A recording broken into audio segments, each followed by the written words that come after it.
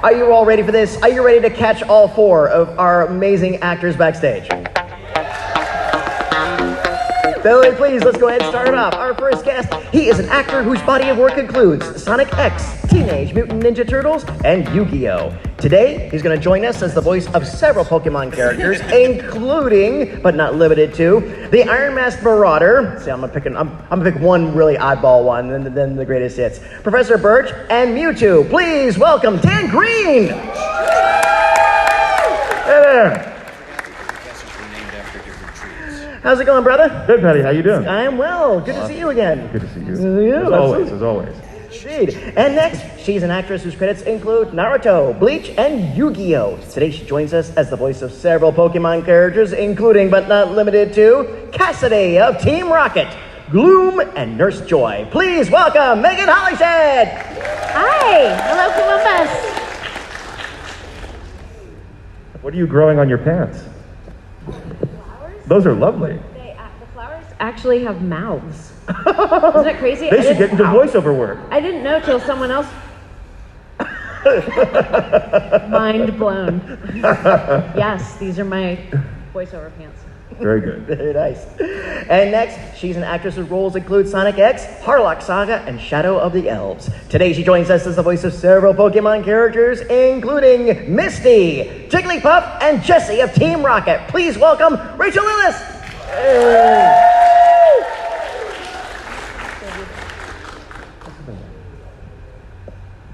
Hey! Hey guys, thanks for coming today. Oh, no problem. Thanks for being with us here today. My pleasure. And great to see you again. It's been too long. Likewise. And finally, he is an actor and musician whose roles include One Piece, Teenage Mutant Ninja Turtles, and Yu-Gi-Oh! Today, he joins us as several Pokemon characters, including but absolutely not limited to Brock, several Squirtles, and James of Team Rocket. Please welcome Eric Stuart. Yeah, baby. Hey, peeps. Oh, we're Hey, keeping boss. it low. Hey, peeps. Well, friends, thank you for joining us here this weekend. Hope you had a really wonderful time. Welcome to Columbus. And as always, glad to have you here. And right away, as always, I have to thank you all for being a part of this amazing and ongoing franchise. I thank you all for your talents. I thank you for your professionalism. I thank you for the performances you brought to this franchise and all your other roles. Thanks, Betty. I think. Oh, thank you. Yeah, I mean, I don't want to speak for everyone, but we're privileged to be a part of this community. So thanks. Mm-hmm. And I have to geek out real quick. Dan and Eric, always, I do have to give you a special thanks for your contributions to Giant Robo, my favorite anime of the night. Oh my God, I love doing that. Was I in that? Hanzui, the demon messiah. I must have been drinking during those sessions. I don't remember that. Yeah, during those sessions. Yeah, Genya was one of my favorite characters, and I mean the animation is incredible. I also got to do adaptation for a lot of that, so that was fun. Oh, well, nice, very nice. Well, thank you. That was, okay, we need to talk later then. Very good. All right, next time we'll do a giant Robo panel. Good. Might just be just you and me, but we'll do We'll just do it. Nobody will be listening. But we're here for this hour to talk about Pokemon. So for our audience that may not know it, let's go back to the beginning. How did each of you fall into Pokemon? Sure. Are we starting with me? Oh, okay. So I was asked to do a commercial, a promo for a new thing that was coming out. And I walk into the session and there's about 10 people and they say, all right, the copy, as we call the script, is coming soon, Pokemon. That was the whole line, right? I didn't know what it was, didn't know what it was about. I didn't even know, is it a cartoon, whatever.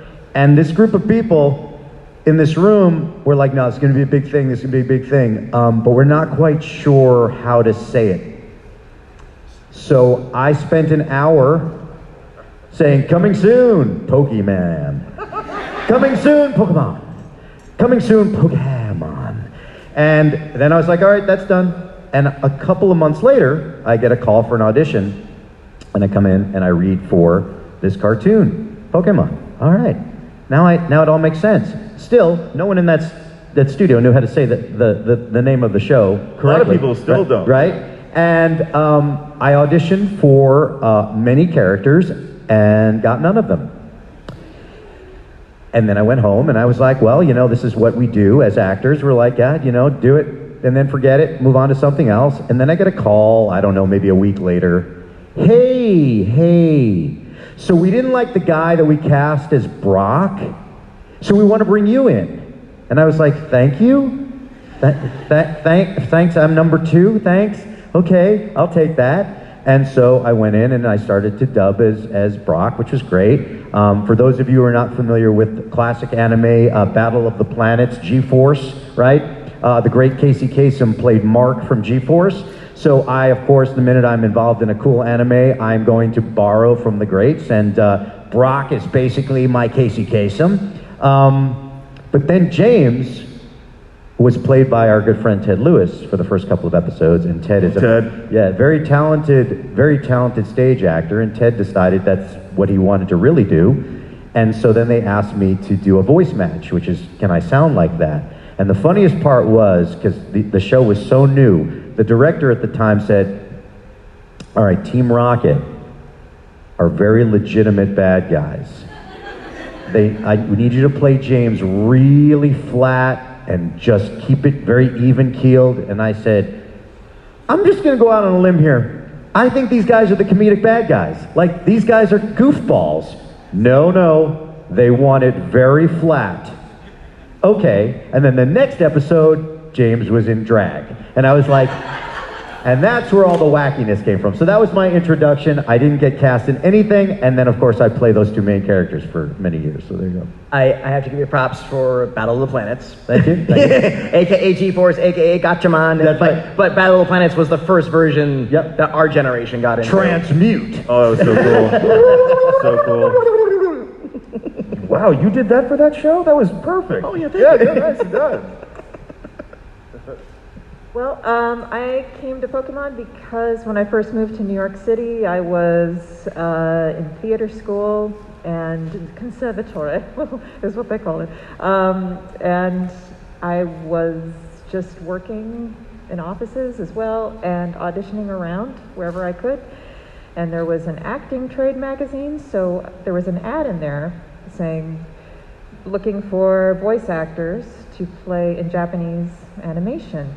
I answered the ad, I showed up, and they gave me a few roles, like newscaster number 4 and student number 11, very, filler characters. And I got some experience that way. And so a couple months later, they called me in for another show, and another show, and another show. And playing supporting characters and everything, and eventually they said, we're doing something called, I think they just said Pokemon, and I said, they didn't know how to pronounce it then either. And I said, well, okay, I'll come in, and they said, it's going to be on TV. We're going to try to get it on TV, and I was like, right, I'm sure it will be. And as an actor, you're like, yeah, okay, yeah. And you don't expect anything to go anywhere. Showed up, auditioned. They said, we work with a guy who lives on the Lower East Side, and the audition is at his apartment, so why don't you go there? And I'm like, okay, auditioning in somebody's apartment, okay.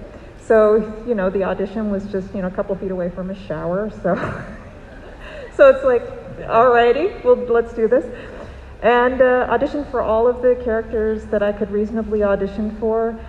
Before the audition, I saw just a few minutes of, they were playing the first episode in Japanese on a TV, and while I was waiting to audition, I saw a little bit of it, and I immediately, as soon as I saw that, immediately loved the show. I don't know what it was, but it was Ash and Pikachu talking to each other, Pikachu being very difficult, refusing to go with Ash, and Pikachu just turning its nose up at Ash, and Ash is like, please, Pikachu, please cooperate.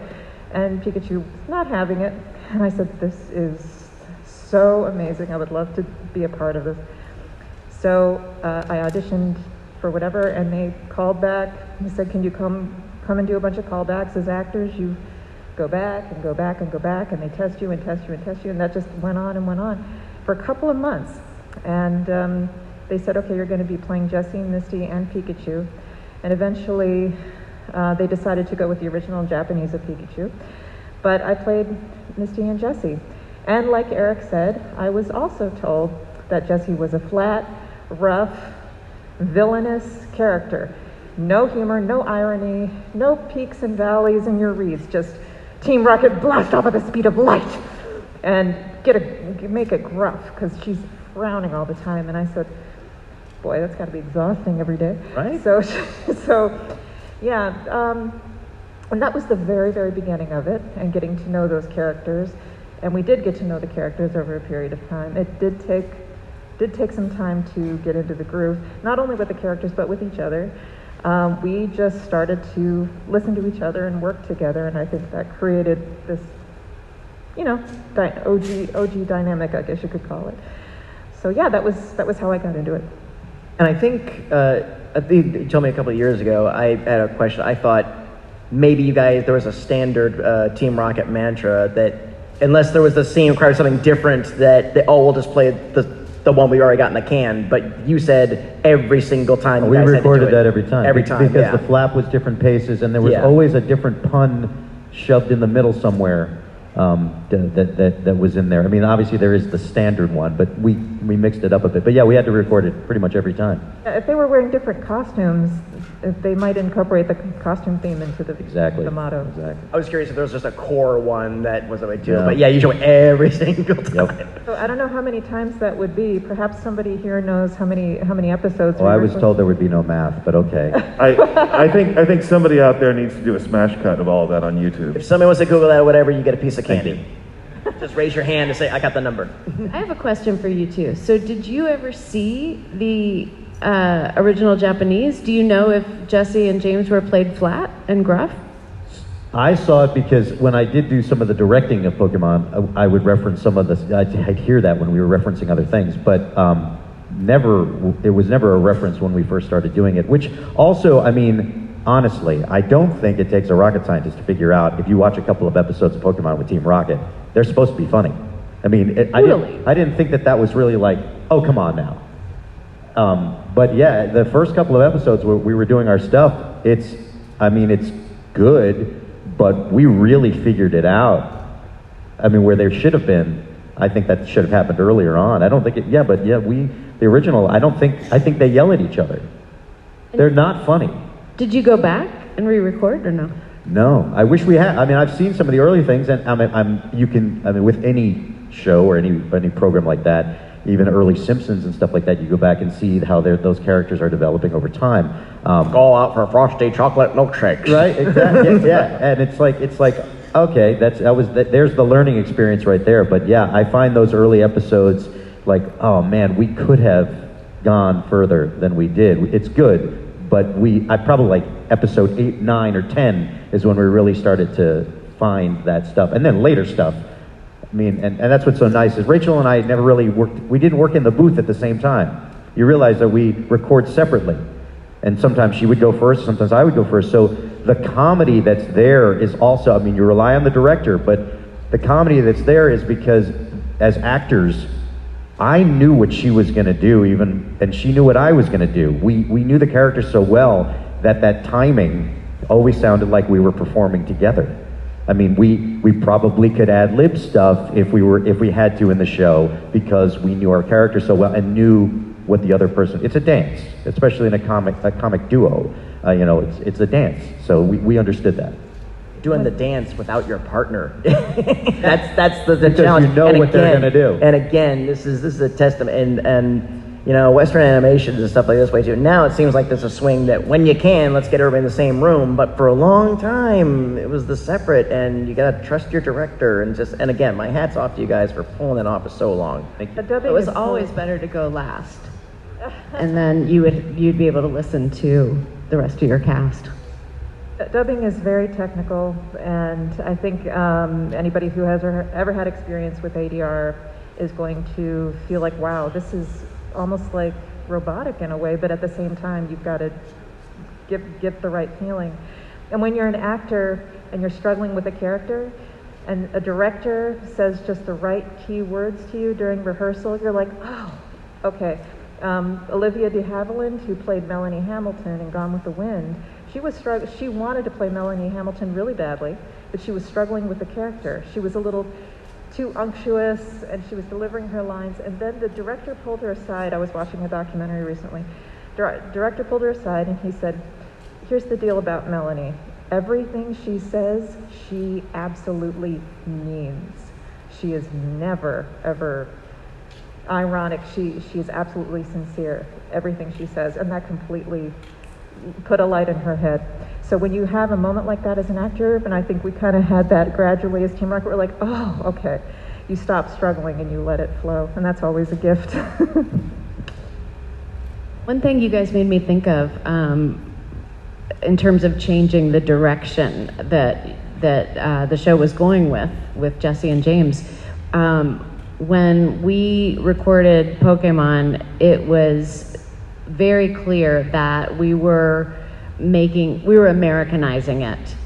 And so we never listened, at least I never did, never listened to the original Japanese unless there was like a really confusing part. It was rare that we would listen to the original Japanese.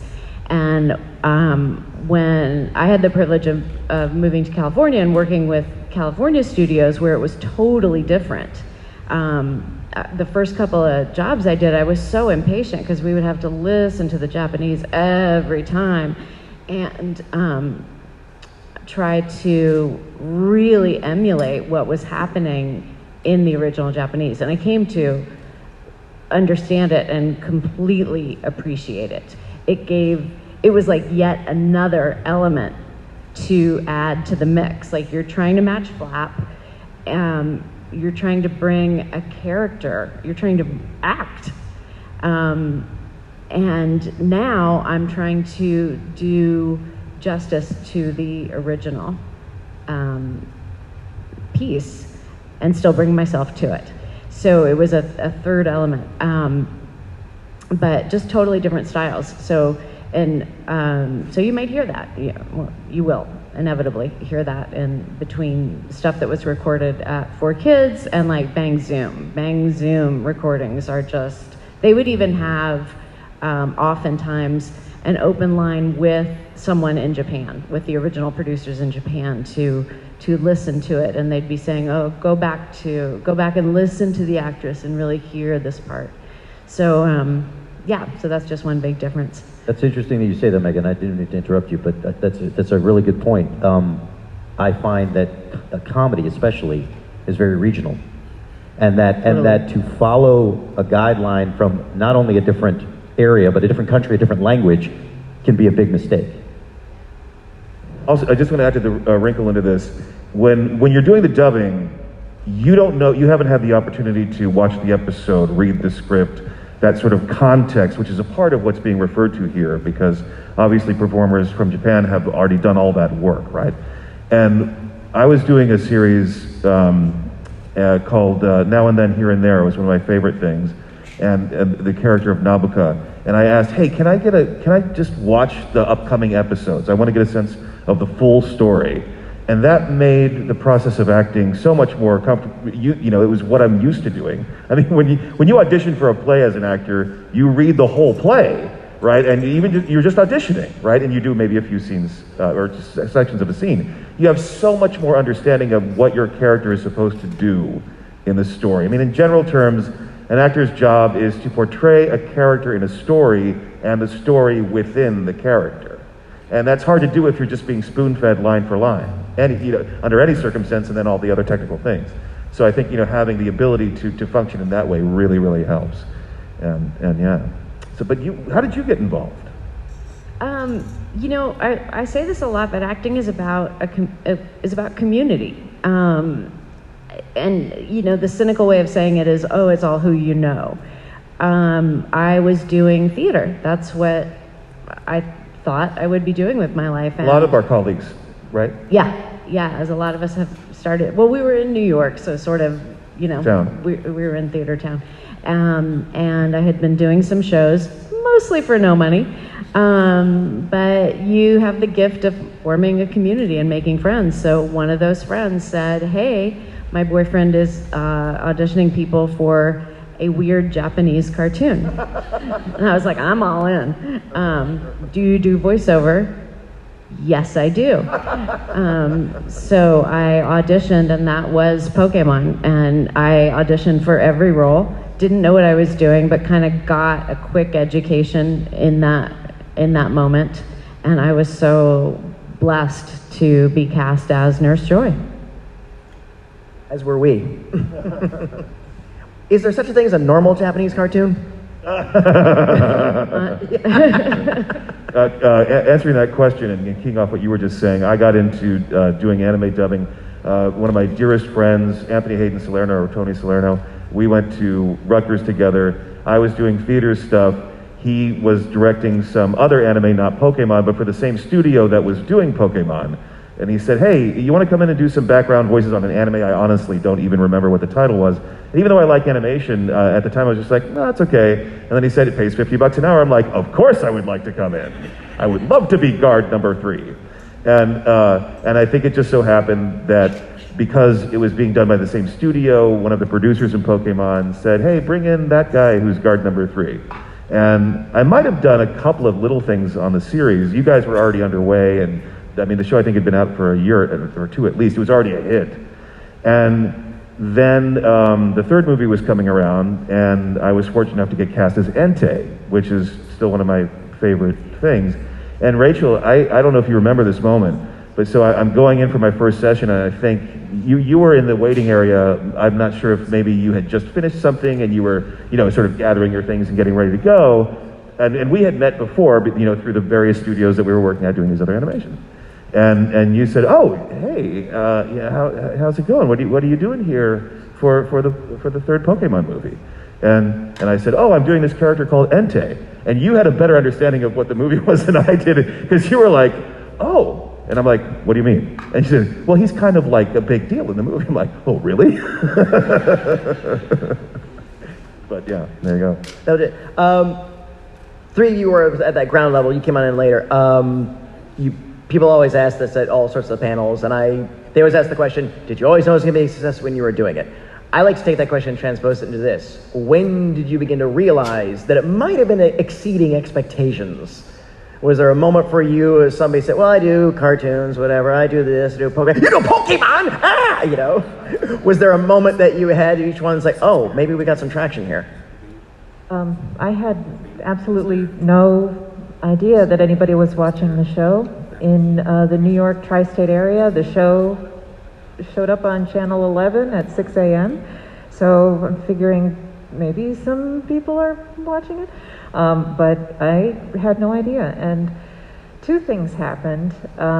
One is that Michael Hagney, the director, in October, which is about the 5th month that we were into recording the first season, so we were almost done recording it, he said to me that the Pokemon morning ratings were better than the Today Show, and nothing had exceeded the Today Show in years.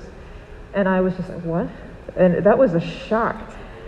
And also, the second thing was, I've said before that we recorded Pokemon in a very small studio. Very few people were involved. Actors were double, triple, quadruple cast. It was a small group, and it felt like our own, I don't know, secret in a way. I had no idea that people said, oh, this may or may not work, it may not, it has some traction in Japan, but who knows what's going to happen here. No idea, hadn't even heard the word Pokemon, didn't see it anywhere else outside of that little room. And then I was on the subway, a little girl sat next to me, and she was turned around, faced backwards, kneeled and started tapping on the window, and she said, Pikachu, Pikachu. She was like 3 years old or something, and that was the first time I'd heard any evidence of Pokemon outside of our little group. It was just little girls sitting right next to me and saying that. And that was evidence that it was out there and that it was doing well. So that was it for me. It's wonderful. And now I have an image in my head of Brian Gumbel and Jane Pauley at the Today I Show know. seething at the numbers. They were the original Team Rocket. There was a show called The Today Show, Yeah. way back in the... So I was always trying to pay attention to anything that I was working on that would be sort of something I could use as promotion, right? So every show we ever auditioned for, the people would say, this is going to be huge. And you'd go, yeah, right. So when Pokemon came along, it was like, this is going to be huge. You just go, yeah, sure. And as I saw things popping up, and you see the toys or the commercials and the things started, I said, okay, this is actually a really good promotional tool. There are two short moments that made it all clear to me. So as an independent artist, as a musician, you can't get your music played on the radio when radio was the thing to get it on, because you're not part of their format, you're not part of the advertising, whatever it is. And I was on tour. I was touring the country, and I was like, I want to get my stuff on the radio, and I'm on a big tour, but they still won't play it. And then I thought, but they probably want to talk to Brock and James from Pokemon. And so I would tell the radio people, hey, you want to do this interview with me? You got to play my record. And I would get them to play the album, a song off the album, and I'd do their morning call-in show. And so I remember one morning, now of course we were like a band that had 4 guys, and 2 guys had to share each room because we had no money. We were a support act. And so my guitar player at the time is sharing a room with me, and at 6 a.m. I'm on the phone being Brock, James, and Eric Stuart talking about stuff going on, right? And about an hour or 2 later, he wakes up and he goes, dude, I had the weirdest dream. All these crazy voices. It was, I don't know what that, it's like, yeah, don't worry about it. But then the other thing, and I have to name drop this because this is a funny story. So Christmas time, I think it's the 2nd year of the show or whatever it is. I did a lot of work with Peter Frampton, and I get a phone call. I'm like loading presents into the house, and I get a phone call, and it's like, I see it's Peter, and I think he's calling to wish me a Merry Christmas. And I pick up the phone, I'm like, hey, Pete, what's up? He goes, Eric, I hate to ask you this, but I'm here with my nieces and nephews, and I'm wondering, could you do some of the Pokemon voices for them? I'm like, I'm like, what? This is crazy. and you made him play one of your albums, right? Peter? Like, that's much more. I'm like, okay. That's when I realized it was a big deal. How many albums off your track did you make him play before he? Yeah, exactly. Yes. Yeah, Peter Pan, that would do it. That would absolutely do it. So. And just a reminder, this was pre-internet, so Yeah. it was hard to tap into what radio was is going kind on. of like Spotify, just so for those of you who are trying to. I remember going to the opening of the first movie, and that was the real moment, because I could see people, I could see people being excited, and that was my moment. Also, when my younger cousins wouldn't talk to me because I was part of Pokemon, like they wouldn't talk to me because they were like. That freaked me out. I was like, wow, I'm part of something big. It was already big by the time I got involved, so. Yeah, but you walked into it, it's like, oh, that character's a big deal? What? Well, that's true. That's just me being stupid, but I knew that Pokemon was a thing. Yeah, I'm sure, again, that was one thing, great career, but you say Pokemon, then somebody's going to do a double take. Yeah, sure, for sure. So that was a double take. For each of you, what's the best memory you've taken from being a part of Pokemon? Not to sound sappy, but it's this stuff. We work so much alone sometimes, or with the engineer, work in a booth. There's no live audience. There's no giving and taking, feeling. Are you laughing at this? Are you crying at this? Is my work resonating at all? And this is a bonus to being an actor. We didn't sign up to do conventions. That's not, I'm going to follow this craft and follow my passion so that one day I'm signing my name on this is a bonus, and I'm very blessed and very humbled to be part of that. But it's this community. I've said this before at conventions. I think the diversity and the creativity and the acceptance and I include myself in this group of the quirky, of the nerdy, of the geeky. I'm a gamer geek. I mean, honestly, I've got my Atari 2600 with all my games from when I was a little kid. From that point on to every video game system ever, I'm a gamer.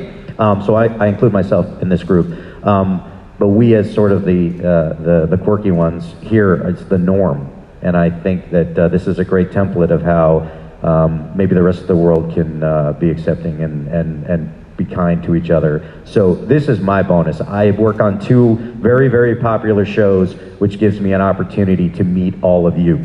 So that's my greatest takeaway from that. So. 100%. We're not just brown nosing you. Like I can't share the stories that you have told me. They're too personal. But I am so honored to be a part of something that has given back so much. The stories I've heard of what Anime has done for people at challenging times in their lives. And I think, Eric, you said it, like, it's not, or maybe it was you, somebody smarter than me. It's not the shows, it's you. That was but, Dan. That is true. That was Jay. Dan, I'm sorry. Jay Getty did Mewtwo. I was just, yeah, sorry. It was the second. So, but it's great to have Anime as a vehicle to witness that growth. And so for us to be a part of it is so humbling.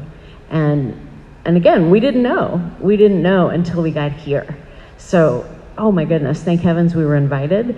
And thank you and everyone who's come to these for opening yourselves up and being willing to share your magical experiences with us. Again, it's so humbling and so satisfying to know that we didn't just do some weird Japanese cartoon. So is Nurse Joy one person or a bunch, or are they clones, or? Brock will tell you that she's one person. In every town. Rachel, why don't you give your response and then I'll say mine. Eric and Megan summed it up beautifully. It's so true. Connecting with you is so rewarding and amazing and very touching. I don't know how everyone else here feels, because when you're a child, you have different dreams and different visions for yourself. When I was growing up, I found out that voice acting was a job. I didn't know that it was a job. I know that I loved cartoons. And I was a kid who would rush home from school to watch shows. And then somebody in my family said, explained it to me. People draw the pictures and then other people go into the booth and record the voices. And as soon as this person told me that voice acting was a job, I said, I want to do that job. And I don't remember this because I think I was a toddler or something. But the fact that I got to play characters alongside people who each have their own respective journeys. People are so different. We're all so different people, and the fact that we all came together and worked on this show together is another aspect of how, not only just community, but just how you just don't know how, you kind of know something about yourself, but you don't know how it's going to unfold, and you go with it and you appreciate it as you go. And that's a lesson in of itself. So I think anyone here who's ever dreamed of doing something with their lives, I think it's just, we are all the same. We were that kid. So, I'm getting a little emotional, but it's like, and I appreciate, and that's another big connection to you as well, is that we can share that, and we all understand that about each other. So yeah, that I think my best memory would be that. I really respond to what you're saying there, Rachel. And we grow, we get into acting. Of course, we loved watching these entertainments when we were kids, and I have things in my life that got me through hard times, and Spider-Man, superheroes, Star Wars, the music of Peter Gabriel. And I don't regard anything that I've done in that way, but hearing stories from fans like yourself, I just feel so privileged that anything I did might have been special to anyone in any way. And in backing up everything that's already been said about what is some of the most wonderful and valuable things, 100% on that. But I'd also like to add into it, we've been talking about the privilege to meet people like you and be a part of this community, and I just add another layer to that. It's a privilege to be with these people. Eric is one of my best friends. Megan and I don't know each other well. Rachel and I don't know each other well, but I have tremendous respect for them. And every time I get to know them a little better, it's a joy. And speaking of the original Pokemon cast, I came in later. I can't help, we were just talking about her last night. Maddie Blaustein. Yes. Yeah. Yes. Yes. As we were talking last night, just briefly, if you want to honor Maddie, who played Meowth, just go watch episodes and laugh. That's all you need to do. Yeah. Remains one of the most talented people I ever met. And not just as a performer, although her command was formidable. Grandpa also in Yu-Gi-Oh! But a visual artist, a wonderful writer, just extraordinary and so courageous. Yes. The first person I knew as a trans person. Yep. Yeah.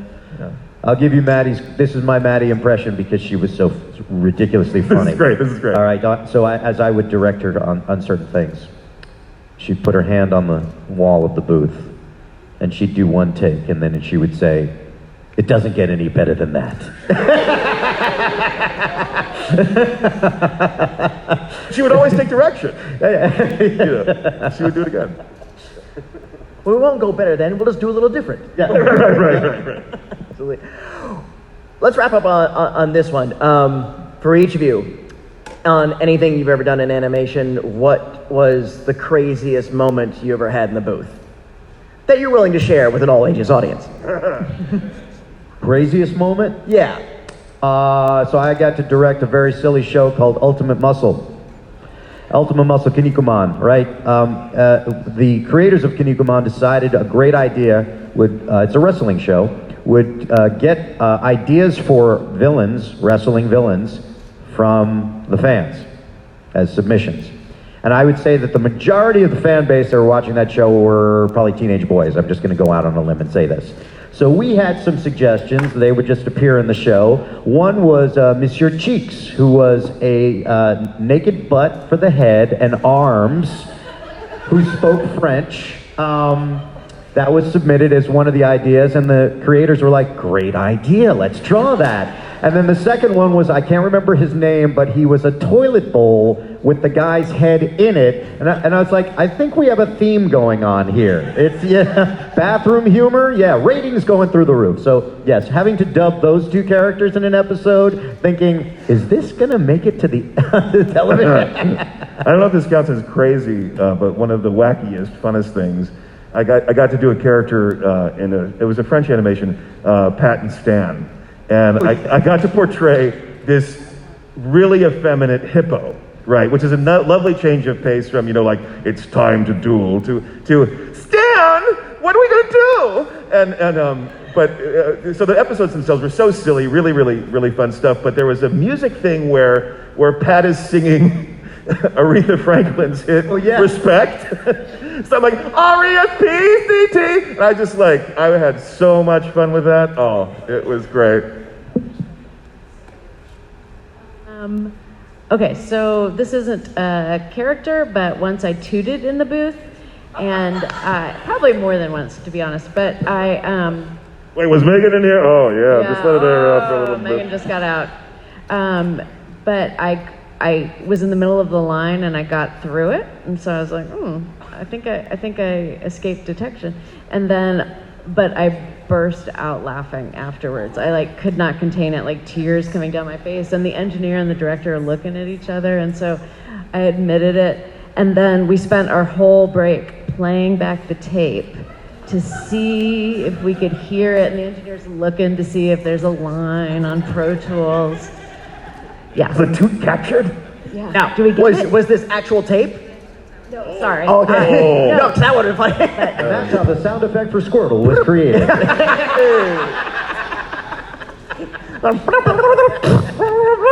Not so much with Squirt, but still, yeah. Sorry. Please follow that image. It's embarrassing. I told this story at a convention before, and I'll make it as quick as possible. I was doing the Jigglypuff voice, but it wasn't Jigglypuff. This was before Pokemon. It was for an audiobook. They wanted a baby voice. You know. That's not freaky at all.